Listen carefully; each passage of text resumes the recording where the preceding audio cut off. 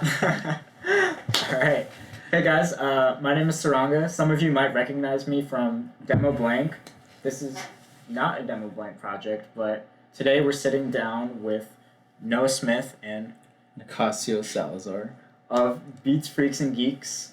So I got some questions for you guys All right, to yeah. jump into. We got a few answers. Alright. So Noah, like, you're from Detroit. Mm-hmm. Nick's from Temecula. Yeah. Can you guys talk about that, like, decision of, like, why did you guys decide to come to LA instead of, like, you know, there's so many other creative hubs out there. There's New York City, there's Miami. dude. I mean, Austin, Texas, if you want to count that. You know, there's a lot of options. So, LA like, is the what drew vibe. you guys to LA specifically? That's that's like a lifelong question, man. That is to a kinda- degree. Like, It's a crazy question. for me personally, I remember when I was maybe 12 years old, right? My mother brought me out here with my aunt they were going to like some conference or some shit like that, and it was my first time coming to LA. And as a kid, I was like, I'm gonna live here one day. I was just engulfed by the palm trees, the ocean, the beauty. I'm like, yo, it felt right. So fast forwarding through life, you know, I became a DJ in Detroit, doing a lot of things in Detroit, college, all that. But I knew that for my career to take off, as things got more serious, I knew I needed to make a move. I knew, even though Detroit itself has a lot of resources, a lot of talent, a lot of great vibes there, unfortunately, the industry itself, the compartments that you need to help propel certain visions exist, the infrastructure exists here in LA. So I knew at some point, if I'm going to be serious about this, I got to take that leap. And that happened in 2010, October 3rd, 2010, when I made my maiden voyage. And I remember, like, that summer, that was like my last summer in Detroit, and I just made up my mind, and, you know, I said, it's either now or never. I'm not getting any younger. So either you do this or you don't do this. And I sold all my stuff. I opened my door literally at my apartment, told my neighbors, like, take what you can. Take what you can. I literally just packed up my turntables and some clothes in the back of I was driving a Ford Focus at that time.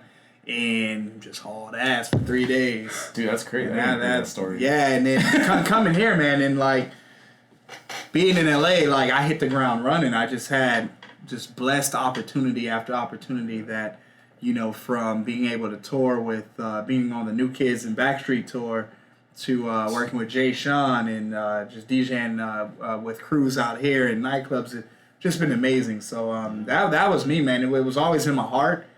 It just took certain life situations to push me this way. So here I am. Kind of the same way. With this guy right here. I'm kind of the same way, though. I think Noah's been pretty much a part of it the whole time, because I think when Temecula, there was really not, like, a music scene. I mean, there's, like, people, DJs, scratch DJs are out there, too. That's cool. But I think I'm, like, a victim of circumstance, like he is. Like, I just started doing, like, house parties just to practice, like, a DJ in my room, like everyone else does, like, at a point when they first start.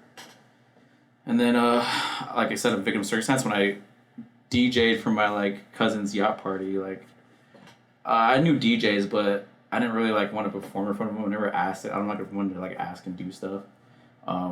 So the one time I was, like, nervous as hell, and I was, like, my cousin gave me a spot, and the other, like, John was DJing, and then Angie V, they were both DJing for his birthday, because they're, like, close friends.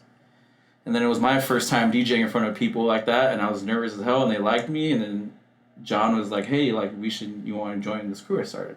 No shit. Yeah, it was quality, yeah. Same time, huh? Yeah, pretty much, yeah, because that was when... Yeah. What? I was probably, like 5 years ago? Oh, yeah. 5-6 years ago, like, quality, shout out quality. Yeah, I started with him, and after that, like, he, like, kind of, like, John kind of taught me a lot of stuff. That's how I started, like, meeting a bunch of people, was by going to his, like gigs and stuff, meeting other DJs, going to their house parties. He used to do those wild house parties in Pomona, like, in the double house. Double house. They lived next to each other, Angie and John. So they would have, like, these big-ass house parties, and there would be no neighbors, so, like, they would just party, like, all night. And then they would let me go on sometimes, so I was like, all right, and that's how I got practice, and came out to L.A. when, like, John started getting gigs out here, and I kind of just, like, fell in love with LA and, like, the vibes of it. Like, just playing at the places out here and how there's just so much in the music scene. You can I was talking about the other night. You can go like to a country bar. You can go to like to techno club, house club. They have hip hop. They have reggaeton, like cumbia clubs. Yeah, they got dance halls, like everything. They can go anything like throughout the week. And I just ghetto tech maybe just ghetto tech. But I just fell in love with the culture, and I think the music scene, like when you go to other cities, is just different over here. I think a lot of people look up to like the LA music base, and I think that's why people want to come over here because there's so much to do, and there's like granted there's probably a couple few bad eggs, but there's a lot of good people out here, man. A lot of good artists. It's crazy. Yeah. Like, the artists we So put much out there, talent. it's like everyone is so good. It's crazy. So I think that and just like. I think just being in LA is just the vibe. Yeah. Like it's it. Dude, it's a creative mecca out here, man, and we're just happy to be a few pieces of salt in this. I feel lucky to be like sea of season. You know what I'm saying? Like, to be lucky living out here to have this. Yeah. Like we met you guys, obviously, like to have that type of like circumstance and how everything came about. That's like it's like a blessing, man. Like it's crazy. Destiny. Yeah, exactly. Ooh.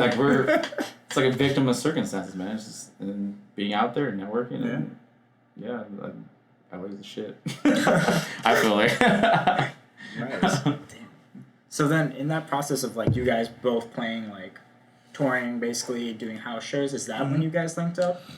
No, it's funny as he mentioned. Some years back. There's Equality is actually a DJ crew. It's like a DJ crew, and it used to be a party as well. Yeah. Of just a group of DJs that just wanted to jam out together. And our whole thing was not catering to the mainstream. Yeah. So like a common denominator, which kind of ties into Beats, Freaks, Geeks, was this longing to give something that's not the ordinary. And that kind of started with Quality because Quality was all about we would throw parties and you wouldn't play. You're not going to hear no Drake. You're not going to hear mainstream stuff. It was always like obscure funk, old school, soul, disco. Throwback, or obscure finds, new emerging music. Mm-hmm. So we've always had this shared interest of bringing people something fresh and different. So that's something we always wanted to do. But yeah, me and this guy, we've been rocking together for about 5 years now. 5, 6 years. That's how I met him. And I think we were just on like the same wavelength of like the EDM culture in the sense of branching out. Like he said, like I loved house music and like disco and funk. Like that's all I wanted to play. And we do in format you can't really do that sometimes. So, but as we went on, I feel like there was more of a calling for like us to like do something different. And like he hit me up one day, he's like, "Hey, you want to DJ this thing I'm doing?" And it was like, "Yeah, dude, I'm down." And then did it once, and then he's like, "Hey, you want to DJ again?" The next one, I'm like, "Yeah." Then like again, he's like, "Hey, like, you want to do it?" I'm like, "Oh," he's like, "Oh, I'm just making the resident DJ." Like, hey, you want to be a part of the family? And I'm like, "Yeah, dude," because he already knew me, so it's not like I wasn't, I was, hopefully like reliable. Yeah. But I think us meeting through that like gave us an idea of like, because we always want to do like EDM nights too, like everyone can play anything they want. Yeah. Regardless of it's like house, trap, just anything, lo-fi. And Nick, he saw the vision of what. Because and it was weird because the whole thing came about and I don't know if you know this, Beats Freaks Geeks actually started like 5 years ago. Actually, maybe 6 years ago. I didn't know that. So it's the hidden story of Beats Freaks Geeks.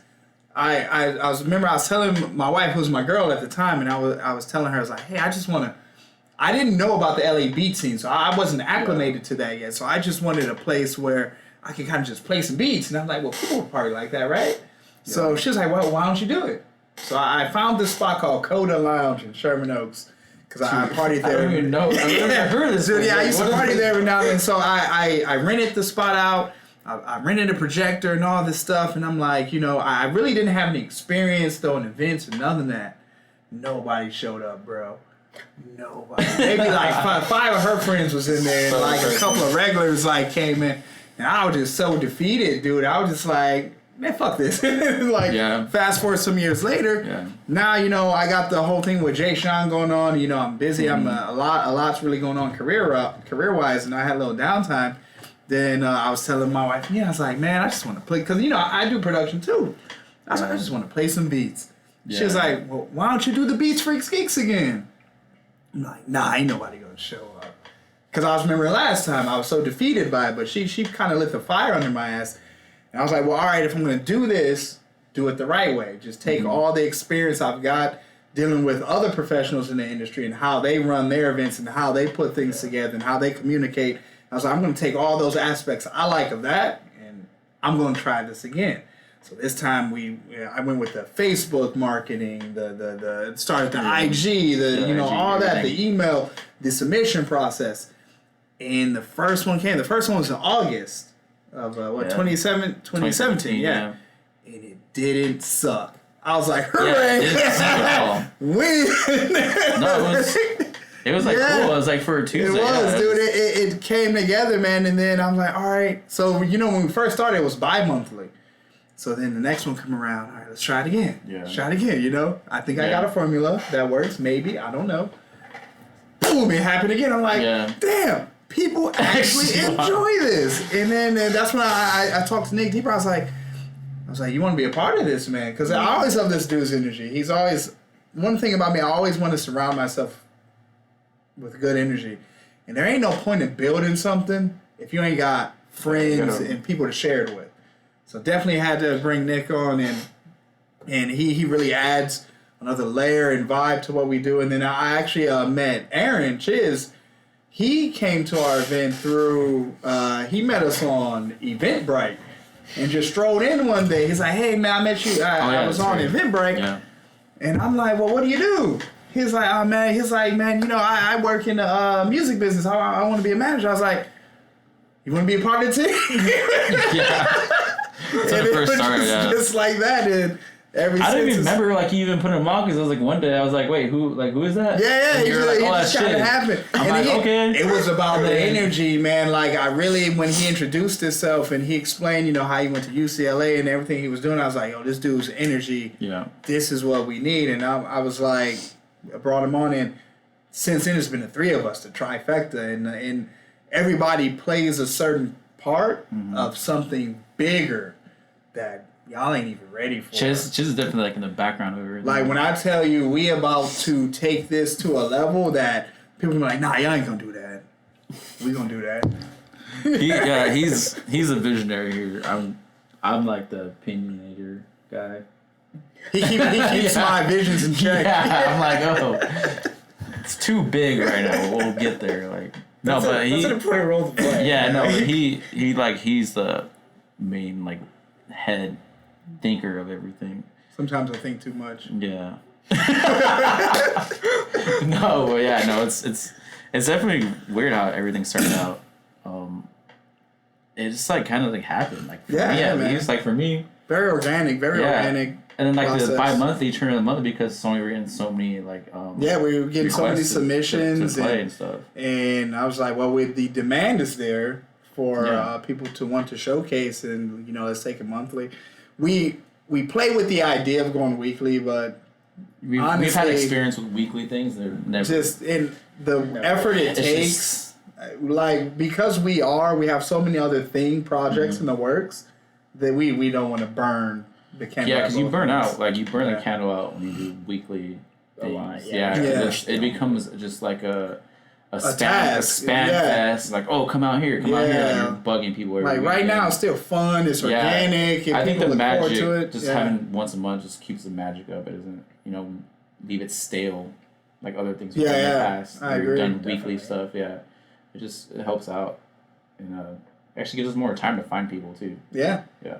Oh, I bet that helps. Yeah, definitely. You guys seem like you have a lot of growth going. I mean, you guys have that 2-year anniversary coming up really soon. Yeah. You guys are probably really excited for it. Oh, yeah, man. Frenchella. Actually, two-year anniversaries. Well, the Frenchella one's going to be 1.5. Because we realized after that meeting, our anniversary is actually in August. Man. So that's what I was wondering that whole meeting. Yeah, and I was like, you didn't say anything. Yeah, you held it, bro. I held it because I was like, it's not my thing. I was like, so that's gonna be our pre-2-year celebration. But in August, we got some crazy ideas for a few things, and don't want to put it out there yet. But it's gonna be fun. Well, It was gonna be DEMOblank's fun. involving him that at least, right?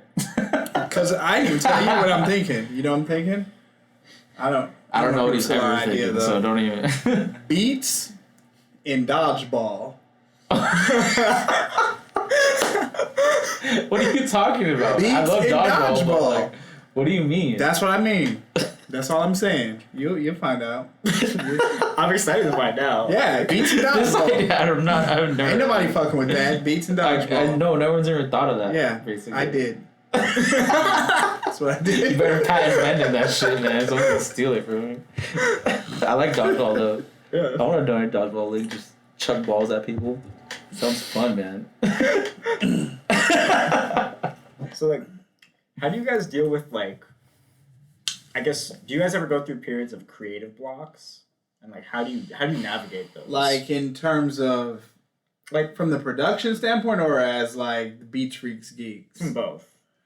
Yeah, it's inevitable, man. I think what's unique, especially now that we've added this layer into the mix, one of the things I find super difficult is that when you're a creative mind, you're either creating, your mind is working in an abstract manner to make shit out of nothing, Yeah. or I'm in business mode and now I'm wearing my business hat and everything's more structured, everything has a process, everything is more calculated, more methodical. And it's hard to have I can't have them both at the same time. So when I'm being creative, I things start falling on the Beats Freaks Geeks end from my standpoint, from what I'm supposed to do, because it's hard to handle both at the same time. And when I'm doing my business shit, when I'm handling Beats Freaks Geek stuff, I can't create shit. I'm like in just a slump where like I literally feel like maybe this happens to you too, but you literally feel like there's a fucking switch in your head that like, all right, business hat, creative hat, and it's a pain in the ass. Especially when you have like not as much time as you would like even on like days where I don't have like doing my day job, I still find myself just busy as shit because like learning Photoshop and doing that type of stuff kind of hinders like your music creating, but I mean it's stuff that has to be done. So I don't necessarily think it's like a writer's block for me. It just takes up time is for more shit time I want to management, do. Yeah, so you got to really manage the time. Like your head, like my head is always shuffling till I go to bed about shit I need to do. And then sometimes I'll find myself sleep or damn near going to sleep. Yeah. It'd be like 3 a.m. I just want to hop out of bed like, all right, I got these ideas, let me put these out. But that's not practical. Yeah, no. I should probably do that, but it's not. Some ideas conducive. you get, like you just get melodies somehow in your head sometimes, and you like write them down, or like even recording. I've recorded a couple on my phone, like waking up, like probably half dead.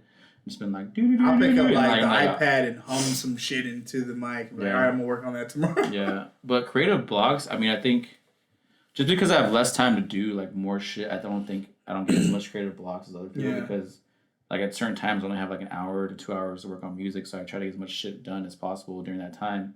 So it could be like the next day till I work on something, and I'm not like like going off the deep end, because sometimes you're into production, you want to get nitpicky and change this and change that, and like you just start changing your whole entire sound. So I think that break keeps the track I'm doing like intact, and so when I come the next day I can be like, oh well, that sounds like shit, and then I will change that, and it really helps out. Because I know a lot of people like they don't finish tracks and they kind of go off the deep end and change the whole thing in general. Yeah. So that's what I think. Because when you go back to it, the vibe's different. Yeah. Like the feelings that you had in the moment that made you want to create something. If you go back to revisit it, maybe a week or two or maybe a month down the line, that energy, that feeling is not there anymore. You know that whatever made you make that's not there. So it's not the same anymore. Now you got to start from scratch. Like when you first hear something and you're like, oh, this shit bangs. You're like, I can't wait to fucking make this. And then all of a sudden, like the next day, you're just like, oh, I changed. Like it just sounds fucking different. You're just like, what? Like why'd I change that? Like you change something along the line where you're just like, I don't get that same feeling. You're just like, and that's I think creative block in that way. Like I don't get it. I mean, I've had like times where I've like I needed breaks. Yeah. Where you just like you're so overwhelmed and you're just like, I actually want to play video games or something and like not do like any production. Like I have those like, but for me it's like a couple months. Like I just don't want to do anything. And I think you just need a break sometimes. That's been me, man, for the last man, I haven't touched my drum machine or my workstation in like at least 3 months. Yeah. It's been a mess actually because like me and you probably feel the same way. Not only am I a DJ, I'm a producer, and also we got Beats Freaks Geeks. Yeah. So when I'm wearing my DJ hat, I can't make beats when I'm in DJ mode. I can only DJ in DJ mode. I can go through, make sets, scratch records, things like that. But then I'm neglecting, I got to make flyers. I got to handle this mailing list. I got to do this, that, and the other. Yeah. So then, it switches. Either I'm doing one or the other. I can't do all three at the same time. Yes. And then there's Ace Combat 7. That shit just been taking up half my life. I'm saving lives over here, Saranga. You know what I'm saying? The Kingdom of Erusia, they need my help. We got the invasion going on. My F-16 is down a tire or two. Life is just stressful right now, man. I can't. I wish I could play games, man. I wish I could play games. I mean, I haven't finished like Fallout Vegas or anything. That's Cyberpunk 2077 coming out next year. I read that, but I can't play that shit, man. There's too much going on. I want to, I'll probably get around to it. I haven't finished Skyrim at all. That's just been out for years. Video games take. You remember back in the day? I don't play the short video games. I play the long video games. Dude, a long video game, back when we was young, a long video game was like a day. Oh, man, it might take you a day to beat this shit. Like 8 hours. A game now will take you a lifetime. Hours, you literally, 100 hours. I was playing fucking Grand Theft Auto Online, right? And I never really got into it because it's too difficult. But I said, one day I'm gonna turn this shit on. I'm gonna, they gave, every now and then they give you the $1 million bonus. No, I don't know. So I'm like, that must be a lot of money to work with, right? Too bad in GTA, $1 million is like real American money. Yeah, the economy. I had to get a job in GTA just to pay my bills in GTA. I'm like, shit. The Sims GTA, bro. I gotta buy a nightclub, manage this shit, hire staff. I'm like, that's when I knew I was like, man, I can't get with these games no more, man. Don't let me get started on Fortnite. Yeah, no. The fuck is that? Was that fucking dance? That Fortnite shit. You're like, man, these 12-year-olds are kicking my ass right now. Yeah. Fuck you. Fuck your mom. Yeah, exactly. Kid, right? You're 8 years old. Why are you telling me? But that's usually like the video games though. That's usually when I get like a creative block. I like to play some video games. I mean, my thing is sci-fi movies. I watch some retro sci-fi movies. All of my inspiration musically comes from sci-fi. Like I need to see weird, intergalactic, futuristic things. It really, ever since I was a kid. Man, I can't wait to get your take on Videodrome. Yeah. I gotta watch. I told you, you're the second person to bring that up today. That is not a coincidence. Another thing my creative block is I think going out to all these underground house things has helped me out because I see people. I listen to music people are playing and seeing what they're dancing to and what I dance to, and I catch a certain vibe. I'll kind of instill that into my songs, and I think having that type of groove in your mentality helps you out a lot, and just, that has helped me in LA, being in LA as well, as going to these underground clubs that you don't have anywhere else. Yeah. 6 a.m. things and shit like that, where you in a warehouse is really gets you out of a creative block, and I think just buckling down and forcing yourself to get stuff finished helps out regardless. Just work your way out of it. Work your way out of creative block. Yeah, it's easier said than done. But I mean, I think if you just stick with it, something comes. Man. You can do it. Some of my most popular tracks, they're just simple shit. I'm like, this is too simple to make. There's got to be something more hard to do than this. But it's crazy because, like you said, by forcing yourself to do it, it's like the mind is like an antenna. You know what I'm saying? So when you buckle down and you start hitting the pads or whatever, playing some notes, your mind opens up to the ether, right? The fucking universe. And then out of nowhere, you could be in that fucking twilight hour, that witching hour, and then boom, some shit hits you and you're like, okay, this is what it is. And it's weird because sometimes literally sitting down at your desk or wherever your creative workstation is and just waiting for that inspiration to come from the other We don't know where that shit comes it from. just happens, man. The universe just tells you, like, this is what you're going to make. And Everything The more, I've noticed, like, the more shit flows organically when it feels right, that's the best shit. I don't like forcing anything. No. I like it when the natural elements of the world, of the universe, just kind of nudges you. And then... For me, it's a lot of happy accidents. Yeah. Music. Just... You guys have created like an amazing community around Beats Fixing Geeks. Thank you, man. We like, appreciate that. With not like this next step with the tracks is awesome, but just from what I've seen so far in the last like year, just all the different producers you guys bring through, all the reoccurring producers, the album release parties, like last weekend, like the Human Experience. Oh yeah. That was dope. Just the variety of things you guys have done, and just a variety of like music that gets to be seen at a Beats Freaks and Geeks event is like, it's amazing. No, we man. appreciate that, man. Thanks, man. That's what we want to, It's like, I don't know anywhere else I could go to and like see like somebody rocking out on like a keytar. Yeah, that was cool. And followed by like a synth violin. Yeah. And then like some intense keys and then get played out with like some disco. Some great disco. man. Like that. Just all within the span of like a couple hours. Yeah, it's like, that's that what just it's all it just about, doesn't man. happen. So like, Yeah. you know, we can definitely get behind the whole no genre movement. Like, I with appreciate it. that, Thank you, man. Because that's what it, I mean...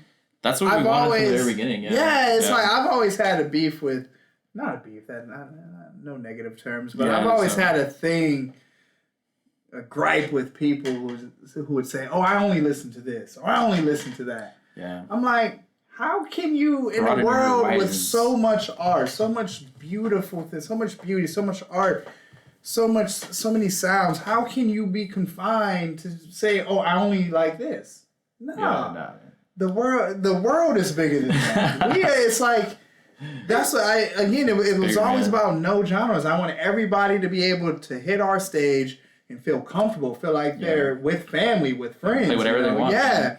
I've had people like, "Oh, should I play my house tracks?" It's like, dude, hell yeah, I do house all the time. I'm like, I'm the house guy. Like, go ahead. Yeah, it's bust weird that shit because out, we get a lot of people who their styles may not be welcome at other showcases because a lot of showcases are more just their own thing. Very and there's nothing wrong with that. No. You know, it's your niche. You know, definitely create your niche. But and I guess where we kind of took a gamble with it is that we don't have one. Yeah. So it's like our niche is not. People will ask like, "Well, can I play this?" I'm like, "Yeah." Dude, it's your 20 minutes. I feel what is like. This might sound kind of ridiculous, but like, what do you think is like the biggest like misconception about LA? Like, you guys are like coming through here and you're like, man, like, this is what I think it's gonna be, or what everyone sort of visualizes LA as. Like, it's weird for me. It's probably different from me and him because even though he's not from LA, he's from Detroit. It's probably more of a difference. Yeah, for me, I mean, it's. Dude, coming out here, it exceeded my expectations. Like, it's weird because I'll hear, like, LA people talk about things in LA, like, oh, this is shit and this, that, and the other. And I'm like, I love it all. You know what I'm saying? Yeah. It's like everything is still, even now, I mean, I've been here 8+ years and there's still so much I haven't seen. There's still so many places I haven't explored. Restaurants, food, I mean, LA is just, and I tell people back home, friends, like, I've been blessed to be able to go to, like, damn near every major city in the U.S., been around the world, but ain't no city like L.A.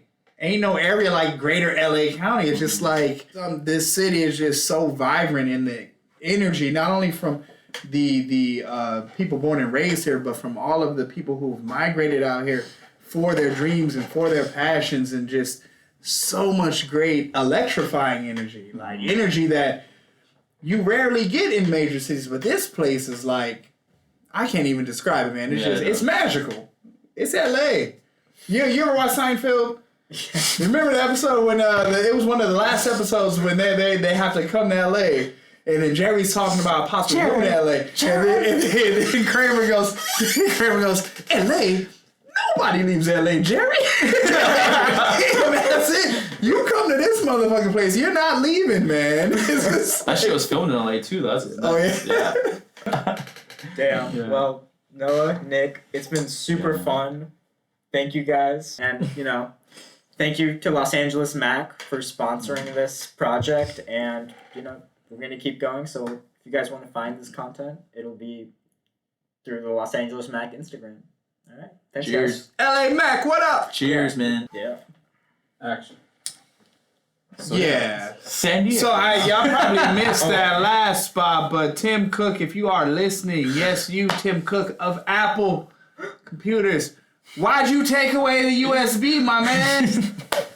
How are we gonna do shit without USB?